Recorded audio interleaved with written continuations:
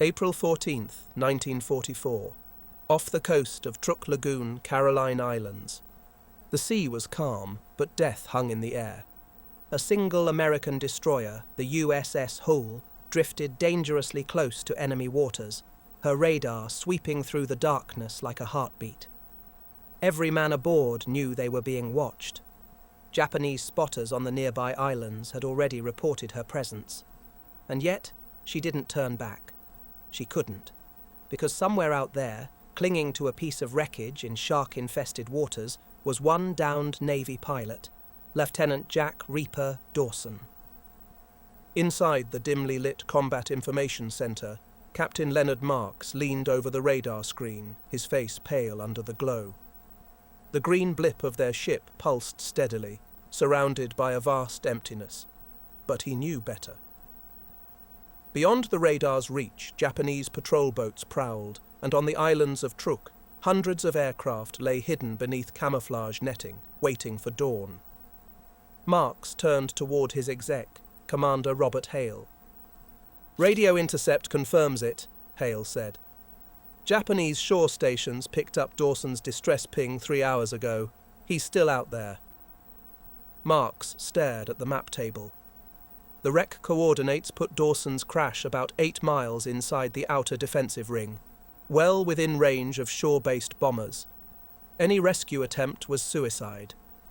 He exhaled slowly, weighing what every captain in the Pacific dreaded, the choice between saving a man and saving a ship.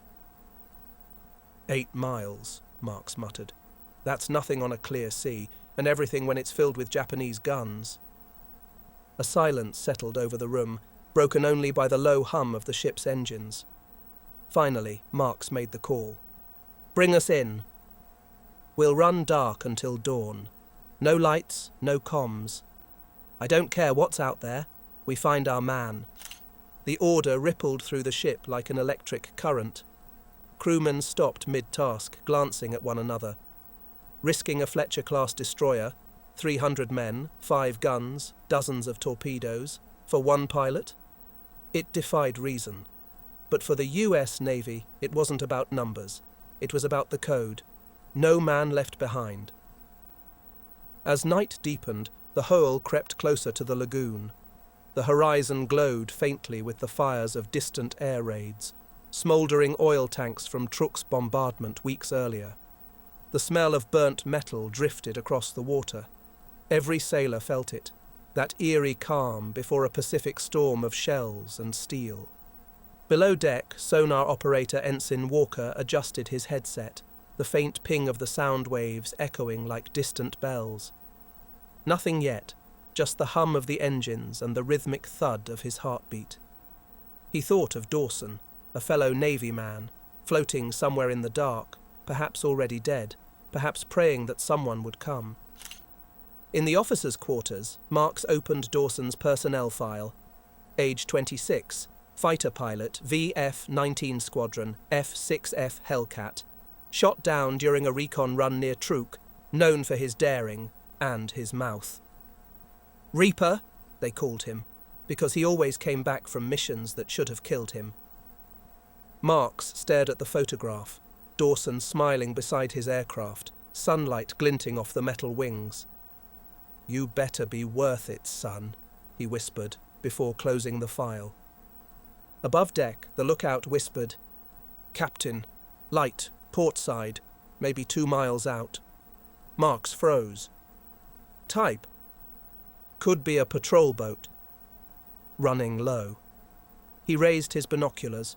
Through the mist, a faint orange spark blinked, the glow of a cigarette on a Japanese deck. "Damn fools," Marks muttered. "They'll see us before we see them." He gave the only order possible. "All stations silent running. Cut main lights. Steer 2 degrees south. Keep that radar spinning slow." The Hoel slid through the dark Pacific like a shadow, engines muffled, sailors holding their breath as if afraid to stir the ocean itself. The sky above was heavy with low clouds, the moon a dull smear of silver. And beneath that stillness, death waited, both friend and foe. Somewhere out there, In the endless black, Lieutenant Jack Dawson floated, half delirious, clinging to the wing of his shattered Hellcat. The smell of fuel stung his nose. His life raft had torn apart hours ago. His radio beacon blinked faintly, its battery nearly dead.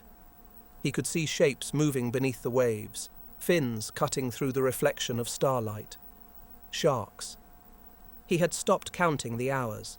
He had stopped hoping too. Until, faintly, over the water, he thought he heard something.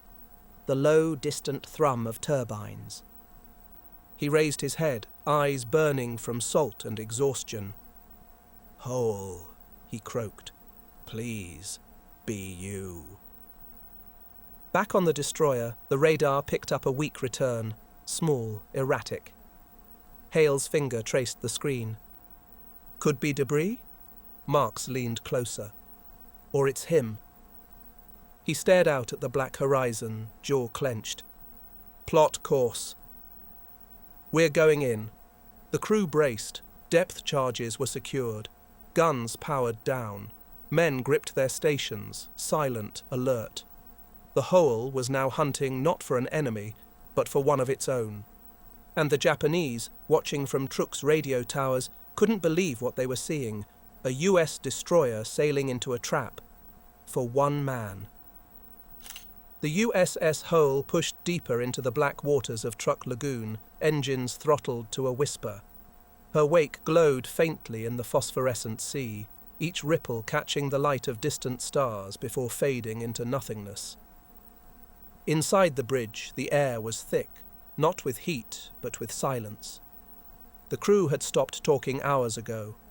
They moved like ghosts through the corridors, speaking only in gestures. Every man aboard knew that one slip, a cough, a flash of light, a metallic clang, could give them away. Captain Marks stood at the forward window, binoculars pressed to his face. The smell of salt and oil mixed in his lungs. His voice came low, deliberate. Keep speed at 5 knots. I want eyes on that bearing. If Dawson's still alive, we'll see his light before the Japs do. Commander Hale nodded. If he's still got it. Marks didn't answer. Hope wasn't strategy, but out here it was all they had. Below deck, sonar operator Ensign Walker listened intently to the headphones. The ocean's soundscape was alive. Faint clicks, distant propellers, something deep and heavy moving slow beneath them. Contact, 2,000 yards out, closing steady, he whispered. Marks's head turned instantly. Submarine? Walker frowned. No, sir. Prop signature too light. Possibly a patrol boat. Bearing? 095. Hale swore under his breath. That's between us and Dawson. Marks stared at the chart table, his fingers tracing the island ring of Truk. Japanese gun batteries were positioned on Pfeffern and Dublon Islands, both within striking distance. Dawn was 2 hours away, and once the sun broke, the Hoel would be a perfect target. He looked up. Helm, reduce speed. Let's drift. Maybe we can slide between their patrols. Out on deck, sailors manned the lookouts with binoculars and flare pistols. The sea stretched endless and black, broken only by the rhythmic slap of water against the hull. Somewhere out there, Dawson was floating, maybe unconscious, maybe gone. But that didn't stop them from searching. Signalman Petty Officer O'Rourke leaned over the port rail, eyes sharp. He'd served in the Solomon Islands, seen friends eaten by sharks before help arrived. He muttered a quiet prayer. Hang on, flyboy. We're coming. Then, a faint flicker. O'Rourke froze. Light! Starboard quarter, low on the water. Marks was there in seconds. Through his binoculars, he saw it. A dim, dying blink. Morse code, faint and erratic. S-O-S. His heart slammed in his chest. That's him! Bearing, Hale barked. 087, 300 yards. But Walker's voice cut through the moment. Captain, new contact, multiple engines. Bearing 120, closing fast. Mark's blood ran cold. Japanese patrol boats. They'd seen the same signal. He turned to his helmsman. "All ahead flank! Bring us around!" Engines roared to life, the calm sea shattering as the Hoel surged forward. Out on the water, Dawson's flickering beacon was swallowed by the glare of the destroyer's searchlights, a sudden cone of blinding white that cut through the darkness. For a heartbeat, the ocean came alive. Wreckage, foam, and a lone figure waving desperately. "Contact visual!" shouted the lookout. "Get a rescue team on deck, now!" As the Hoel slowed to recover him, distant gunfire crackled across the lagoon, short, sharp bursts. The Japanese had seen them. Tracer rounds stitched the darkness.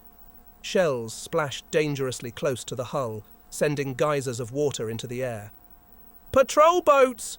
2 of them!" Hale yelled. "They're signalling for reinforcements!" Marks didn't hesitate. "Starboard guns! Fire when ready! Lay smoke to port! We're getting him out!" The ship thundered to life. The 5-inch dual-purpose guns opened fire, their muzzle flashes lighting up the sea like lightning strikes. Smoke shells burst overhead, cloaking the Hoel in a veil of grey. Amid the chaos, Boatswain Miller and his rescue team launched the whaleboat. The small craft hit the water hard, engines screaming as it raced toward Dawson's position. Come on," Marks whispered, gripping the rail. Through his binoculars, he could see the rescue team hauling the limp pilot from the wreckage. For a split second, relief cut through the noise. Then a flare arced overhead, crimson red. "Shore batteries!" Hale shouted. "They've spotted us!" A moment later, the first shell landed. The blast rocked the Hoel sideways, showering the deck in burning fragments. Men dove for cover. Another shell followed, then another. The Japanese gunners had their range. "Bring him back!" Marks roared over the noise. "Signal the whaleboat! Get him aboard!" The radio crackled with static and panic. "This is Rescue 1. We've got the pilot." "Returning now." "Make it fast," Hale muttered. "We've got about 5 minutes before this whole lagoon lights up." From the observation tower on Dublon Island, Japanese spotters tracked the firefight. One officer watched through binoculars, unable to believe what he saw. An American destroyer, alone, charging into range of their guns to save a single man. He turned to his superior. "Sir, they're risking a warship." For one pilot. The commander shook his head, astonished. Americans are fools, but brave fools. He raised the field phone to his ear. "Order all batteries to fire. Sink that ship." Back at sea, the Hoel's deck lit up again with gunfire. Smoke rolled across the surface, obscuring the stars. The whaleboat slammed into the destroyer's side, hooks clanging as sailors pulled it up with trembling hands. Miller stumbled onto deck, soaked and bleeding. 2 men carried Dawson between them, his flight suit torn, his face pale but alive. "He's breathing!" Miller shouted. "We got him!" Cheers erupted, brief, fierce, defiant. Then the next shell hit. It struck near the aft deck, tearing through the railing and sending shrapnel in every direction. The explosion threw men to the ground. The Hoel groaned under the impact, her engines whining in protest. Marks caught himself on the bulkhead, smoke filling his lungs. "Damage report! Engine room intact! We're still moving!" He turned toward Hale, eyes blazing. "Then we're not staying to die. Helm, full reverse. Get us out of this hell." The Hoel swung around sharply, her guns still firing, smoke curling across her deck. Behind her, Truk Lagoon burned in the dark. And on the deck, as medics tended to Dawson, the rescued pilot opened his eyes and whispered the only thing he could manage. "You came back." Captain Marks gave a grim smile. "We always do." But the Japanese weren't done yet. The USS Hoel tore through the black waters, engines screaming under full throttle. The deck was alive with chaos, medics rushing Dawson to the infirmary, sailors manning guns half-blind through the smoke, and shell bursts tearing fountains of seawater into the night sky. "Damage control reports, fire aft!" Hale shouted over the roar. "Secondary battery jammed." Marks gritted his teeth, gripping the bridge railing as the destroyer heaved through a near miss. "Keep her steady." "We just need to clear the reef line, then we can lose them in open water." But the enemy was closing in. 2 Japanese patrol boats, small and fast, raced through the lagoon in pursuit. Their searchlights stabbed through the smoke like white daggers, hunting the fleeing American destroyer. Walker's voice crackled through the intercom. "Multiple sonar pings, fast movers, sounds like torpedoes. Bearing? 160, closing fast." Marks didn't hesitate. "Hard to port. Full rudder." The Hoel lurched violently. Plates groaned, the bow cutting a wide turn through the surf. Seconds later, 3 white streaks hissed past her stern, missing by less than 50 yards. The near misses sent up walls of spray that drenched the deck crew. Hale cursed under his breath. "They're bracketing us, if they adjust by a few degrees." "They won't get the chance," Marks cut him off. "Bring the aft guns around. Return fire." The Hoel's 5-inch mounts roared back to life. Shells slammed into the nearest patrol boat, shredding its hull. Flames erupted as ammunition stores ignited, the Japanese craft breaking in two. The second boat veered away, still firing wildly. Then silence, a lull thick enough to hear the ship's frame creak under strain. But Marks knew better. He lifted his binoculars toward the horizon. The faint glow of the islands was growing brighter, the telltale flash of muzzle fire flickering in the distance. "They're calling in reinforcements," Hale nodded grimly. "Probably destroyers from Truk Harbor. We've got maybe 30 minutes before they find us." Marks turned back to the chart. "Then we use those 30 minutes wisely." He pointed to a narrow stretch between 2 reefs. "We'll take the northern channel. Shallow water, dangerous for us, but impossible for their destroyers." Hale hesitated. "Sir, those reefs aren't fully charted." "We could run aground." Marks's eyes were cold steel. "Better to risk the coral than certain death." Below deck, the heat was suffocating. Damage control crews fought to contain a fire in the rear engine room, steam hissing through ruptured pipes. Sparks showered the floor as sailors worked in knee-deep water to patch a cracked bulkhead. "Hold that line!" shouted Chief Engineer Harlow. "We lose pressure here, and we're dead in the water." Meanwhile, in the infirmary, Lieutenant Dawson lay strapped to a cot, trembling under a fever. His uniform was shredded, his body covered in burns and salt sores. The ship's doctor, Lieutenant Commander Paul Garner, worked quickly, cutting away fabric and dressing wounds under red emergency light. Dawson's eyes flickered open. Where am I?" Garner leaned close. "You're aboard the Hoel." "You're safe, Lieutenant." Dawson blinked. They came?" Garner gave a thin smile. "Wouldn't be the first time this crew went to hell for someone." But outside, hell was catching up fast. As the Hoel neared the northern reef, a new sound pierced the night, low, distant, and ominous. The lookout froze. "Sir, aircraft engines, multiple." Marks's stomach turned. "They're sending planes." Within minutes, the horizon lit up with movement. Japanese Ichid-3A Val dive bombers, their navigation lights winking faintly against the clouds. "Battle stations!" Hale roared. "Get those AA guns hot!" The crew sprang into motion. The Bofors 40mm and Oerlikon 20mm mounts swiveled skyward, ready to spit fire. The gunners wiped sweat from their faces, fingers tightening on triggers. The first bombs fell before the sound reached them. A whistling shriek, then a wall of flame and spray erupted just off the port bow. The shockwave rocked the destroyer, throwing men to the deck. "Direct hit near waterline!" someone yelled over the intercom. Port side plating damaged, but holding. Marks steadied himself. Return fire. Bring them down. Tracer fire filled the sky, bright arcs of light against the black clouds. The Hoel's guns hammered the night, each burst painting the sea in white flashes. One bomber caught fire, spiralling down in a column of smoke before vanishing into the waves. But for every plane they hit, two more appeared. The sky was swarming now, shadows crossing the moon, engines screaming in coordinated dives. A bomb struck near the stern, ripping open the aft deck and shattering a 20mm mount. Bodies and metal scattered into the air.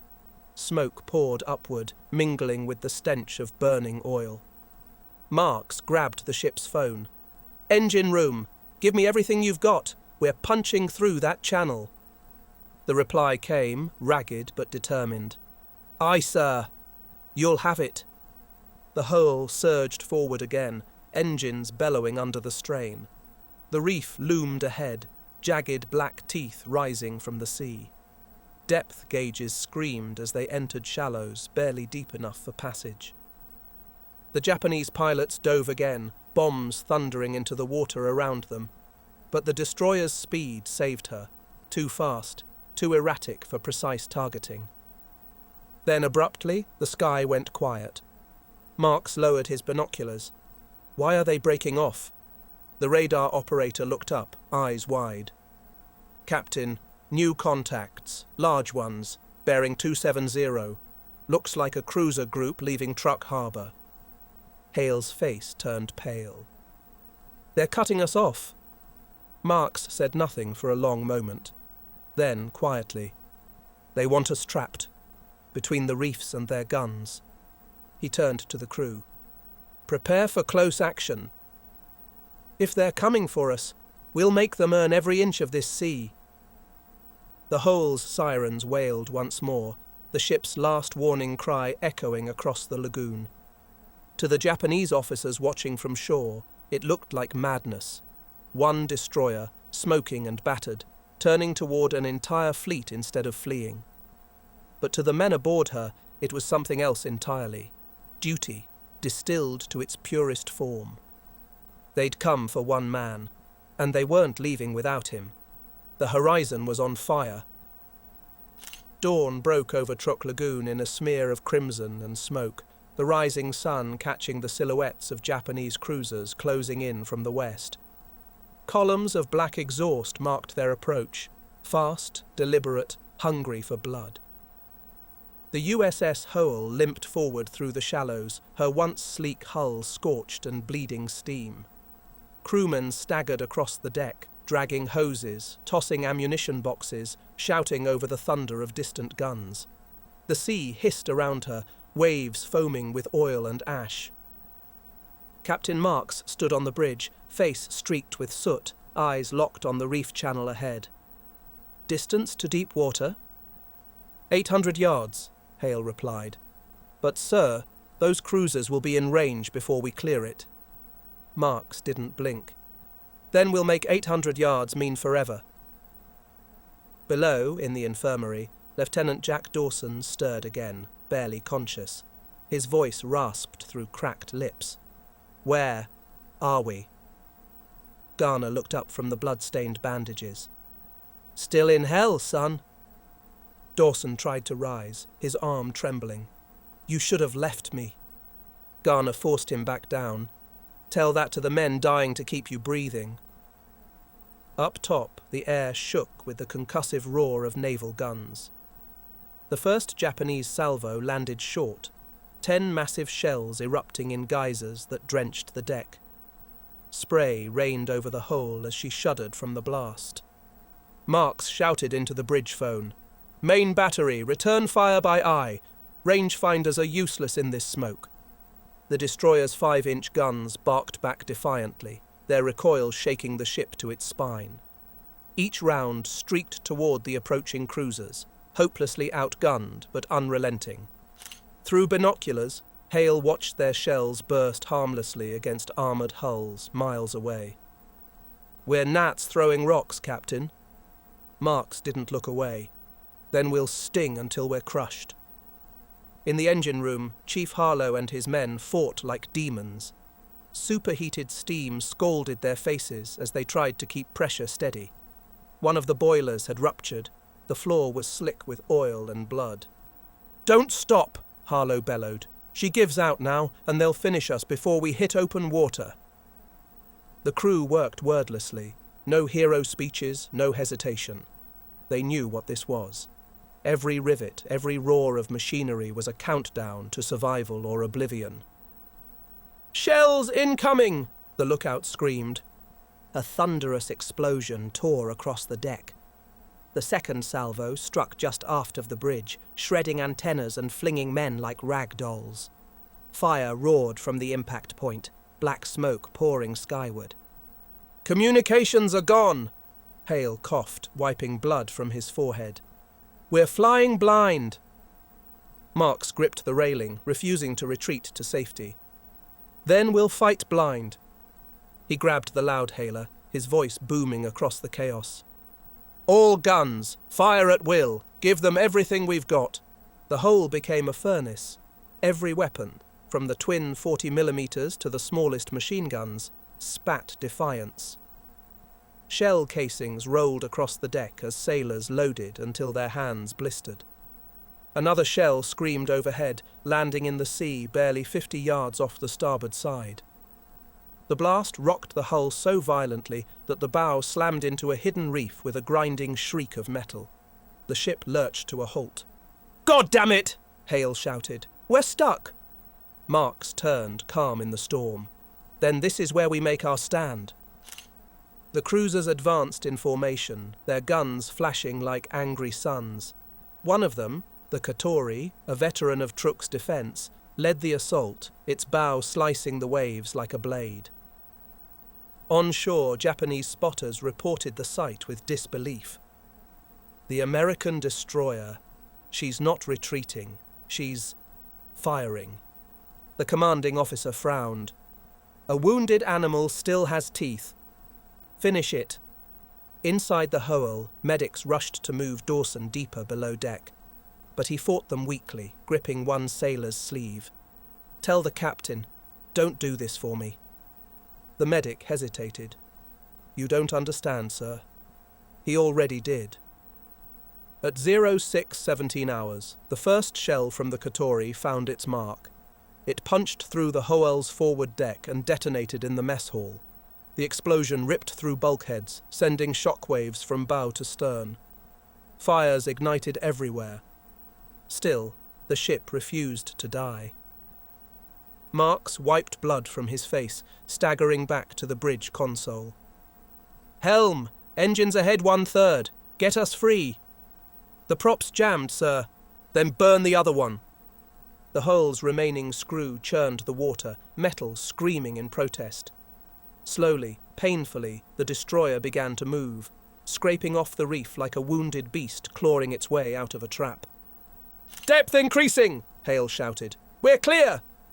A ragged cheer rose from the deck, half relief, half disbelief. But as the ship broke free into deeper water, another flash split the horizon. A shell landed dead amidships. The deck erupted. Fireballs tore upward, engulfing the aft gun mount. Sailors vanished in flame and smoke. The Hoel's back broke under the strain, her hull sagging as metal screamed in agony. Marks looked out across the chaos, men running through fire, others dragging the wounded toward the rails. The sea boiled with wreckage. "Abandon ship!"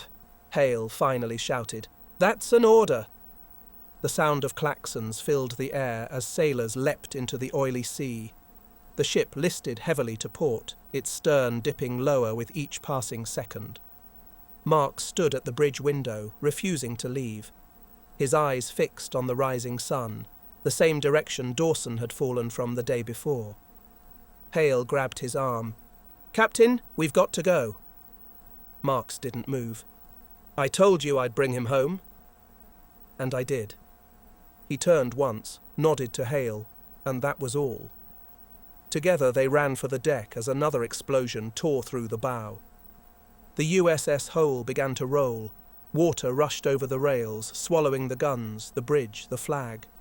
She sank with dignity, not surrender, her colours still flying. Hours later, Japanese patrols combed the area for survivors. What they found stunned them: a field of wreckage, floating sailors clinging to debris, and, impossibly, the downed pilot among them, alive. Lieutenant Dawson had been pulled onto a life raft by Hale and a handful of surviving crew. Their faces were burned,